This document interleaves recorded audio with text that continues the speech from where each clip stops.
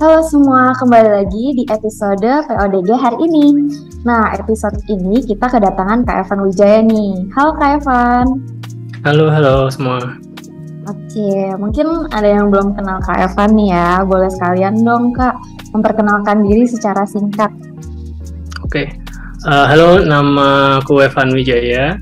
Aku sebenarnya lahir dan besar di Semarang, tapi merantau ke Jakarta untuk sekolah di UPH, kemudian juga kerja di Jakarta. Profesi sekarang sebagai desainer grafis, biasa ngerjain logo, branding, dan ya tahulah pekerjaan grafis lainnya gitu. Oke, nah pas banget nih buat teman-teman yang suka desain grafis, suka desain logo, mungkin bisa dengerin langsung nih ya sama Kak Evan-nya. Oke. Nah, daripada lama-lama nih teman-teman, langsung aja yuk kita ngobrol ya sama Kak Evan-nya sendiri. Nah, Kak, kenapa sih Kak pilih DKV UPH dan kenapa masuk peminatan desain grafis nih? Sebenarnya waktu itu sempat mempertimbangkan ada beberapa pilihan universitas sih di Jakarta sih. Cuma begitu udah sempat untuk berkunjung nih satu-satu, ketika ke UPH langsung jatuh cinta sama tempatnya sih sebenarnya sih. Karena fasilitasnya nyaman banget kan, banyak komplit, terus juga tempatnya nyaman gitu. Jadi aku rasa bisa kondusif gitu untuk proses belajar di situ. Jadi ya memilih UPH gitu. Terus juga ngapa penjurusan grafis, mungkin karena memang dasarnya suka sama yang berbau grafis sih, sama tipografi, sama gambar, sama layout dan lain sebagainya sih. Jadi memang ingin untuk fokus ke sana gitu. Oke, aku setuju sih Kak yang tentang fasilitas itu, karena banyak juga ya dan bagus-bagus dan bisa kita pakai gitu pas kita kuliah. Nah, emangnya waktu Kak Evan kuliah tuh belajarnya apa aja sih Kak? Mungkin bisa disebutin nih mata kuliah yang Kakak paling suka, terus paling kepake gitu untuk sekarang gitu. Sebenarnya merasa kepakainya itu beneran ketika udah terjun ke industri sih. Dulu waktu kita belajar mungkin nggak terlalu kayak, mungkin ada yang terasa berat terus kayak nggak kerasa ini buat apa sih belajar ini. Tapi ternyata waktu setelah kerja itu kerasa banget tuh. Terutama beberapa mata kuliah seperti studio utama ketika kita ngebahas tentang basic layout. Ya, dulu saya diajar oleh Pak Winota Usman, itu salah satu dosen favorit juga. Dia beneran dia pintar banget sih ngajarnya sih. Jadi kayak dari dasar banget ketika kita diajarin gimana blocking layout, terus ngolah negative space dan lain sebagainya. Itu akan berguna banget untuk jadi fondasi ketika kita bikin segala macam desain gitu. Kemudian juga waktu itu aku suka banget kelas tipografi 1. Dulu dosennya tuh Pak Kristo, nggak tahu sekarang masih ngajar nggak ya di sana ya? Masih. Pak Kristo itu masih ya? Ya. Dia juga salah satu dosen yang paling aku suka karena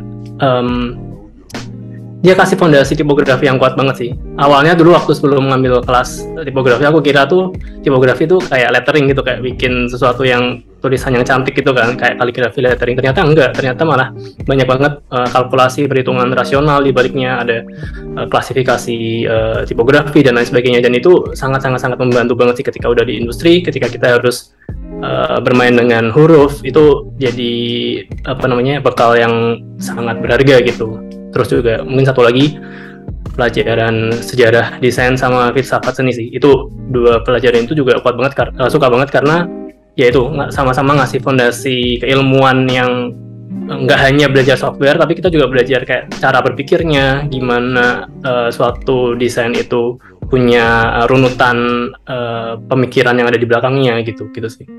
Oke, wah menarik banget nih.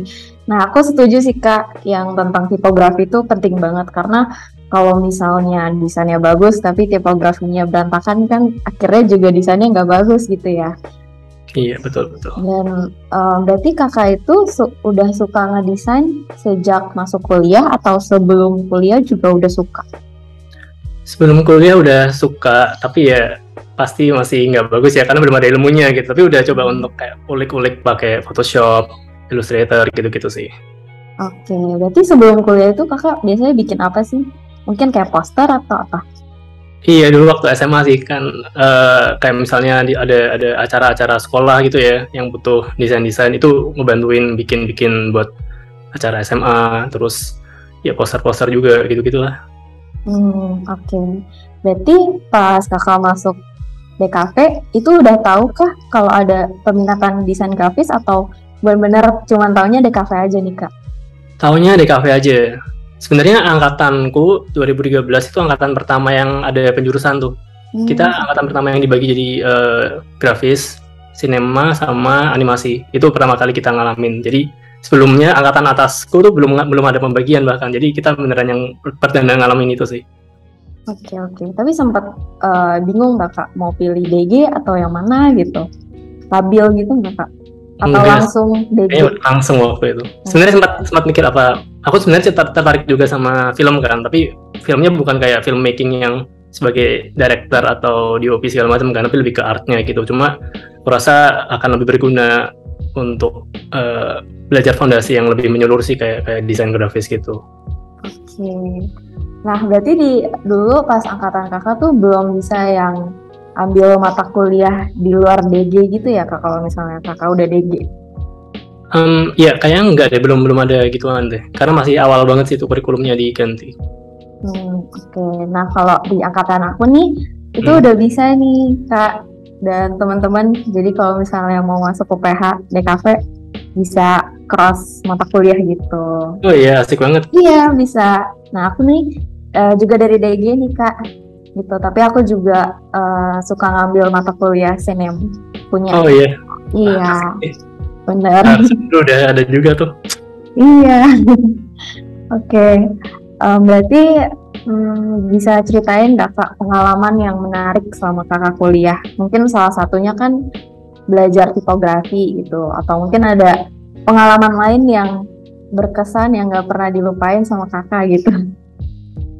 Apa ya, pengalaman tuh sebenarnya mungkin lebih ke arah lembur-lemburnya sih, karena again untungnya fasilitasnya sangat nyaman ya di sana ya, jadi kadang tuh suka ngelembur di lantai 4 segala macam tuh untuk ngelarin proyek. Jadi ya masa-masa lembur itu sebenarnya yang memorable karena ngelemburnya barengan sama teman-teman sih. Jadi ya bukan memorable karena proyeknya, tapi karena bareng seru aja bareng sama teman-teman gitu. Wah iya sih, emang seru sih kalau langsung sama teman-teman gitu ya. Tapi sayangnya pas angkatan aku online semua nih, jadi paling via call aja gitu dan ya gitu deh pokoknya. Habis ini kan enggak kan lebih. Iya, habis ini udah, karena kan udah offline gitu ya kak, jadi udah sama teman-teman udah lebih semangat lagi sih gitu. Iya.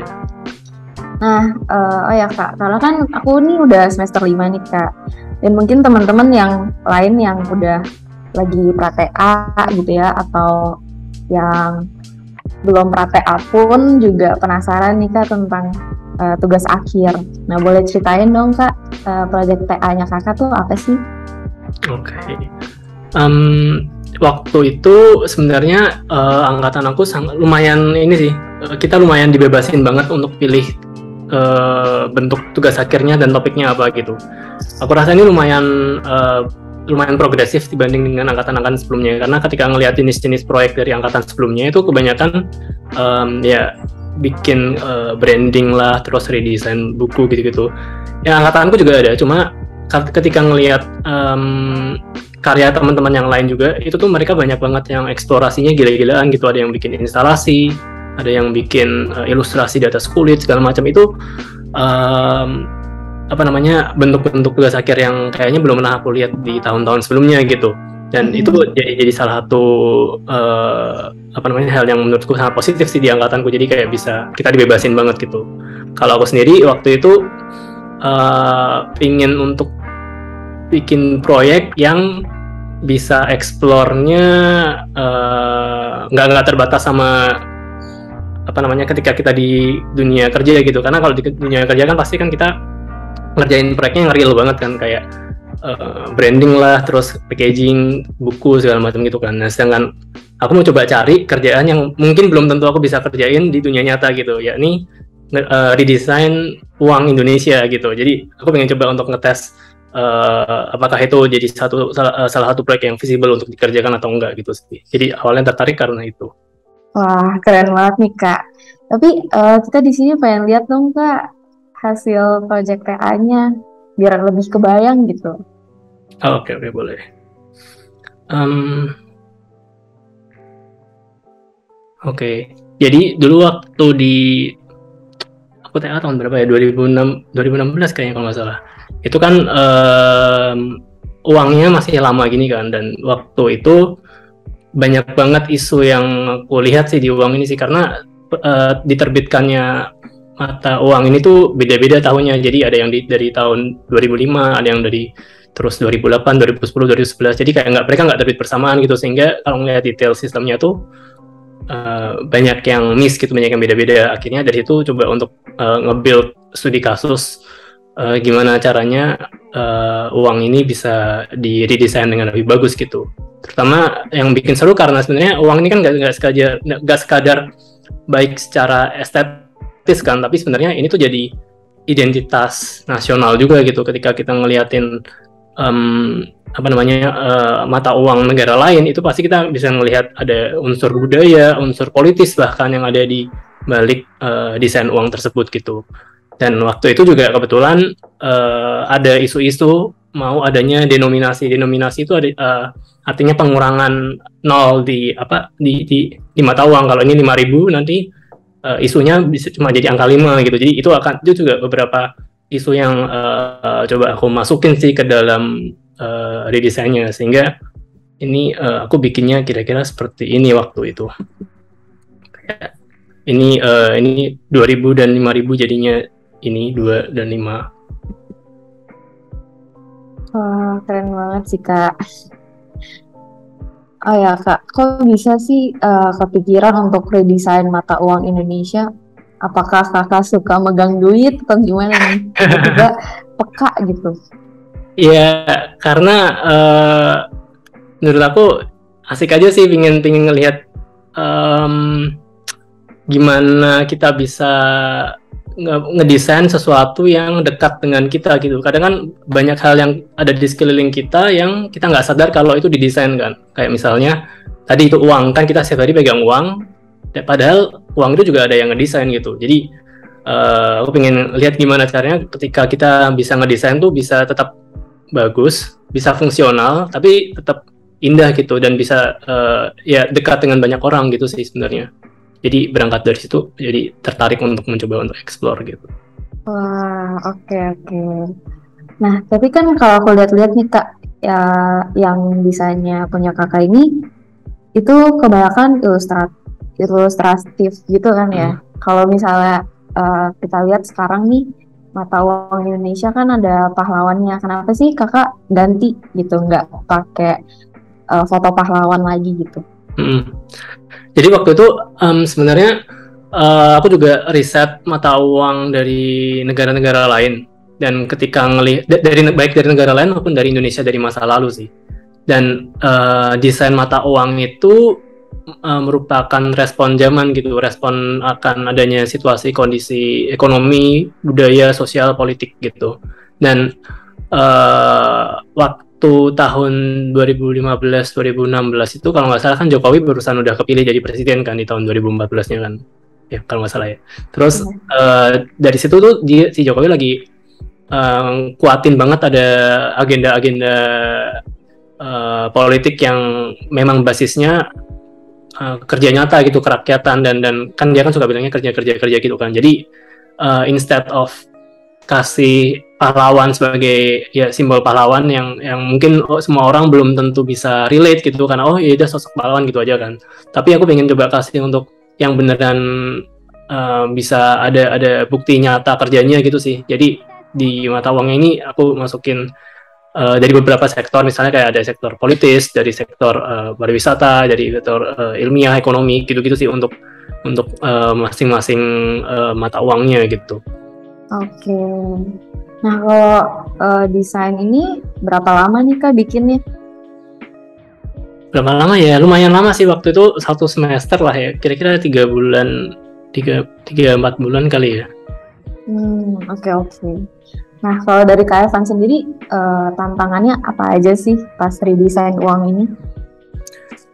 Banyak tantangannya. Jujur waktu itu sempat di tengah-tengah ngerjain ya, udah hampir selesai padahal itu tuh ngerasanya beneran burnout banget, beneran kayak stres banget karena nggak puas-puas gitu loh untuk ngerjainnya, sampai kupikir apa pindah jurusan aja ya, padahal udah di tugas akhir gitu, tapi beneran rasanya stres banget gitu waktu ngerjain, karena mungkin ya nggak tahu sih ekspektasi sama diri sendiri mungkin terlalu tinggi kali ya, tapi ya tantangan terberat adalah ini sih, memenuhi ekspektasi pribadi sih. Terus kemarin waktu itu sempat ngobrol tuh sama Pak Win, dia bilang kayak ya mungkin kalau tugas akhir ini kan bukan belum tentu jadi puncak kekaryaan kita kan, bisa jadi nanti setelah lulus, setelah kerja itu masih ada karya yang bisa jadi masterpiece kita gitu. Jadi maksudnya jangan terlalu dibawa stres gitu sih.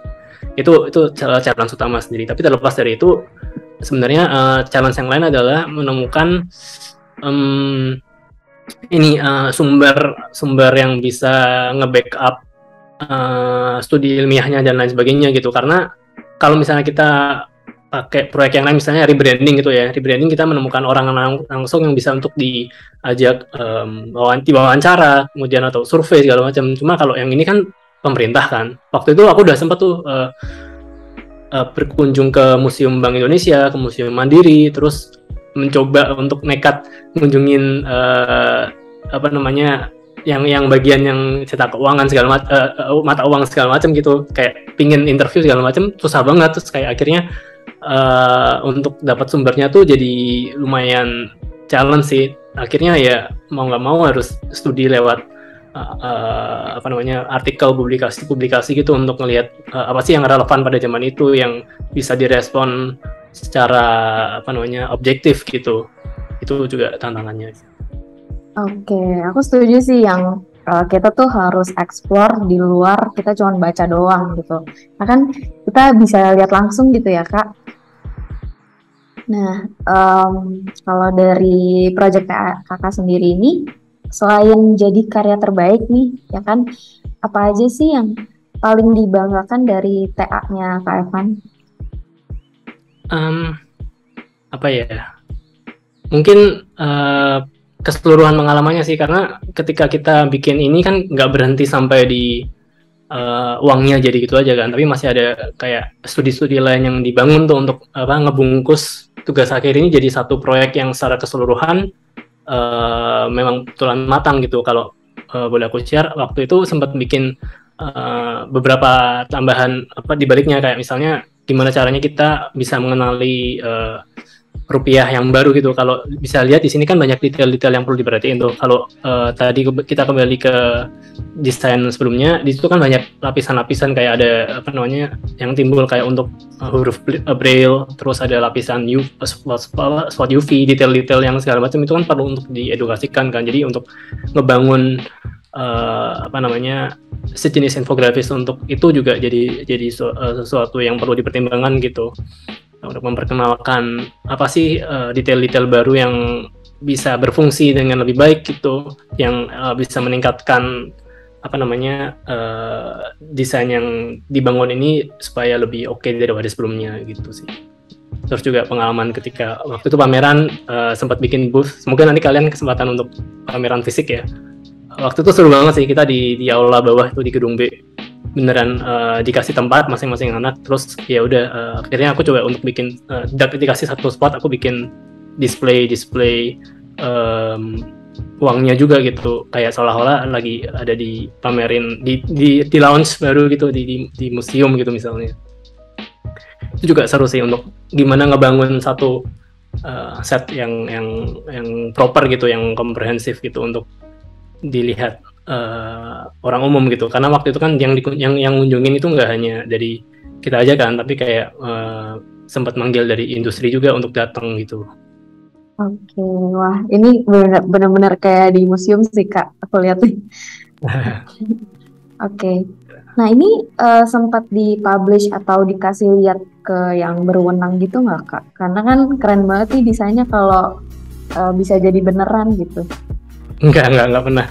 Cuma lucunya ya, setelah waktu itu kan tugas akhir aku udah publish kan, udah selesai tuh, udah selesai sidang segala macam. Terus selisih beberapa minggu setelahnya ya kalau nggak salah ya, itu di Bank Indonesia keluarin uang baru. Jadi sebenarnya itu jadi satu validasi bahwa memang desain yang sebelumnya itu ada masalah gitu loh. Kan mungkin waktu itu orang kayak mikir sebenarnya desain uang ini kan emang ada masalah apa sih, kayaknya nggak ada masalah kan, tapi sebenarnya setelah dikulik kan banyak banget tuh masalah dari sistem lah, dari keterbacaan dan segala macamnya tuh ada banyak masalah kan, cuma orang mungkin nggak sadar gitu. Tapi aku menemukan itu sembari jalan tuh. Nah terus setelah ini selesai proyeknya, terus dari Bank Indonesia keluarin uang baru, terus kayak wah, berarti sebenarnya memang dari pihak mereka pun juga menyadari bahwa di uang yang sebelumnya itu ada masalah gitu, sehingga landasan mengapa proyek ini harus dibuat jadi lebih valid sih menurut aku sih. Oke, wah ini pas banget dong ya berarti. Iya. Nah, kalau dari orang luar gitu ada yang komentar tentang desain kakak nggak? Kayak misalnya kan aku tadi bilang keren banget, emang keren banget sih kak gitu. Tapi kalau dari yang lain ada nggak kak?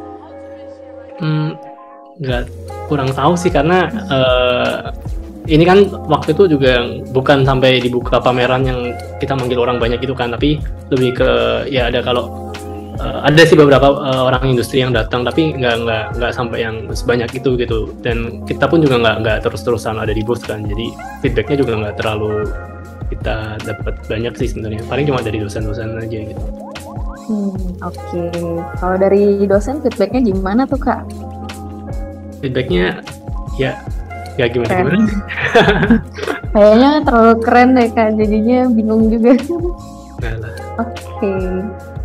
Oke, thank you ya Kak Evan udah sharing-sharing nih tentang project TA-nya, dan aku jadi bisa langsung lihat nih desain kakak, seneng banget dan emang keren banget gitu. Dan thank you juga udah hadir di episode PODG hari ini, dan semoga teman-teman yang dengerin langsung bisa dapat motivasi nih yang lagi kuliah maupun yang lagi jalanin pra-TA atau TA-nya. Oke, sampai sini PODG-nya, kita lanjut ke episode selanjutnya. Thank you. Thank you.